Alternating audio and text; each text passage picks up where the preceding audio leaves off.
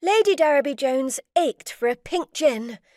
When she closed her eyes, she saw the heavy cut of the glasses Torino liked to serve it in. Yet when she opened them again, there was no such glass within reach.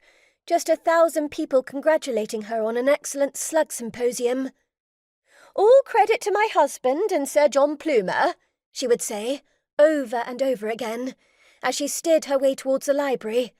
If Torino was absent, she would jolly well pour her own, however put out he would later be. It had been a long few days, but at least Darriby was a happy man. She spotted him at that moment by the library door.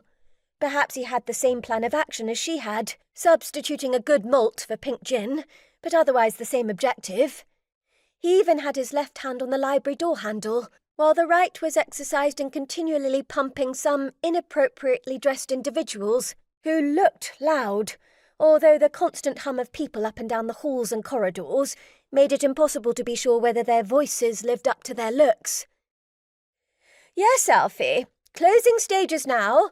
Soon be quiet again," she said on seeing Alfie Burrows, the private secretary she had gone to Oxford and brought back to work for her husband, cutting up slugs and noting down every little detail, and then organising the myriad of slugs on every horizontal surface in the east wing of Darriby Hall.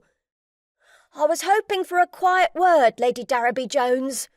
She looked at him, saw the worry on his face, knew what caused it. "Lord Darriby-Jones spoke most highly of your work, just this very morning," she replied. "I was concerned that he might dispense with my services, as the symposium is coming to an end. Far from it, dear boy. Your temporary contract is to be made permanent, and I do believe there's a rise in the offing." "Well, that's delightful. Thank you, lady. You've earned it, my boy. Even more so with your extracurricular activities of recent days." That was a reference to the case just closed, which she called the mystery of the polite man. She had solved the case, despite the efforts of DCI Rude Manners, but Alfie Burrows had played a strong supporting role. His name would be on the screen right below hers. Well, politeness dictated that her daughter, Lady Alice Darriby-Jones, go before him, making him third in the credit listing. Frank Hoosish had been exposed as the wicked, jealous murderer of poor Matthew Carter, a war hero just seeking a quiet life. She was convinced his death was an accident, but as long as Hoosish remained at large, slipping through the net of police custody, despite Lady Darriby-Jones handing the man over on a platter, he would appear to all the world as a murderer that would rank in people's minds even more than the fact that he was half Darriby.